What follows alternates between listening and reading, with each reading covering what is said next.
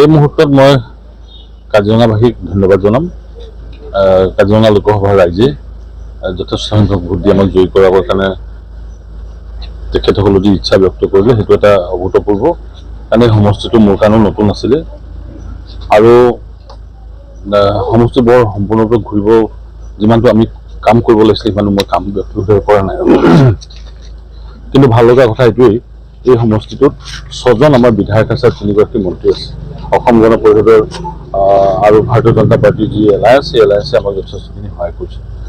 ৰাইজে সকলো কথা বাদ দি প্ৰধানমন্ত্ৰী নৰেন্দ্ৰ মোদী ডাঙৰীয়াক তৃতীয়বাৰৰ কাৰণে প্ৰধানমন্ত্ৰী বনোৱাৰ যিটো আমি ইচ্ছা ব্যক্ত কৰিছোঁ তাক সন্মতি দিছে, আৰু মুখ্যমন্ত্ৰী হিমন্ত বিশ্ব শৰ্মা ডাঙৰীয়াৰ যি উন্নয়নমূলক কাম আছে তাৰ প্ৰতিও তেখেতসকলে সন্মতি দিছে বুলি মই ভাবিছোঁ।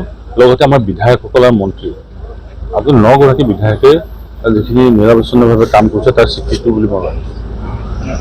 এতিয়া ৰবীন্দ্ৰনাথ তিৰ্কী সমষ্টি হৈ থকা নাই, এতিয়া বিশ্বজিৎ সমষ্টি ডাঙৰীয়াৰ বিশ্বজিৎ ফুকন ডাঙৰীয়াই এই সমষ্টিত যথেষ্টখিনি কাম কৰিছে। আপোনালোকে দেখিছে এটা বিধ্বস্ত সমষ্টি আছিল, এই বিধ্বস্ত সমষ্টিটো এটা নতুন দিবৰ কাৰণে সক্ষম হৈছে, আৰু তাৰে স্বীকৃতিৰূপে জনসাধাৰণে যথেষ্টখিনি হিয়া উজাৰি ভোট দিছে।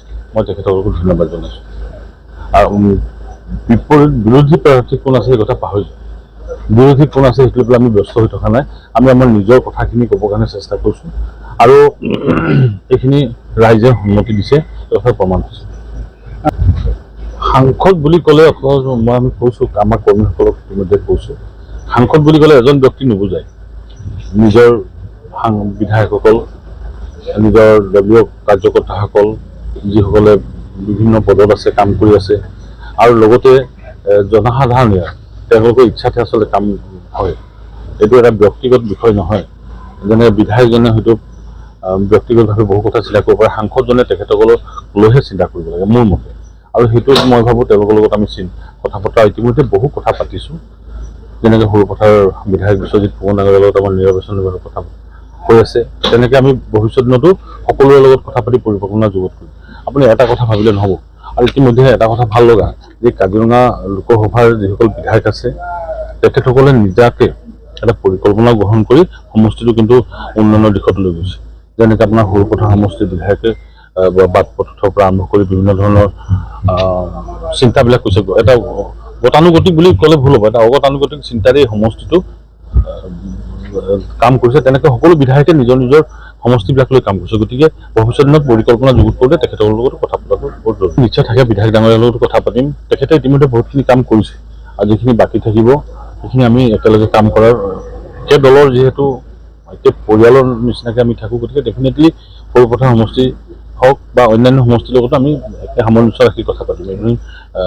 কোনো ধৰণৰ অসুবিধা হ'ব নালাগে। আৰু এতিয়া জনসাধাৰণৰ ইচ্ছাটোত আমিতো বাধা দিব নোৱাৰোঁ।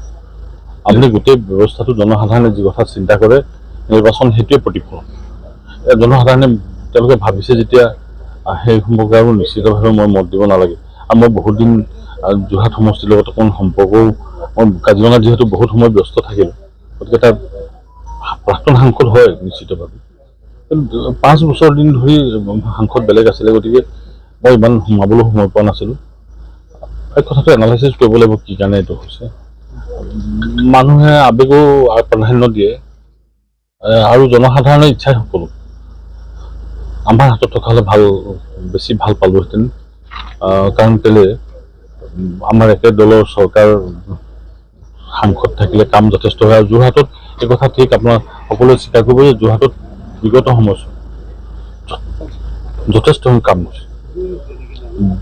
যিখিনি কাম মানুহে এক্সপেক্ট কৰাতকৈ বেছি কাম হৈছে, এই কথা কিন্তু মানুহে স্বীকাৰ কৰিব লাগিব। এতিয়া মই নাজানিম কি হ'ব, কাৰণ সৰ্বানন্দ সোণোৱাল ডাঙৰীয়া বিপুল ভোটত জয়ী হৈছে, আমিও এইফালে জয়ী হৈছোঁ। উজনি অসম মানেতো এইবিলাকেই, প্ৰধান বৰুৱা জয়ী হৈছে। অকল এজন মানুহে যদি সকলো পৰিৱৰ্তন কৰিব পৰা হ'লে কলিয়াবৰ সমষ্টিৰ চেহেৰাটো বদলি কৰিব পাৰিলেহেঁতেন। কলিয়াবৰ সমষ্টি যি সময়ত গৌৰৱ গগৈ সাংসদ হৈ আছে, সেই সময়ততো বিশ্বজিৎ ফুকন ডাঙৰীয়া ইয়াত বিধায়ক জিকিছে, আমি 9জন মানুহ জিকিছোঁ।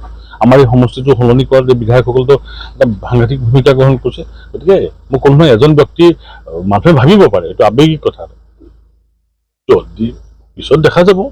ইমান সহজ কথা হ'লেতো কংগ্ৰেছৰ ভেটি শক্তিশালী হ'বৰ কাৰণে তেওঁলোকে যিখিনি কথা ক'ব, আমিতো আৰু নিশ্চিতভাৱে বহি নাথাকিম।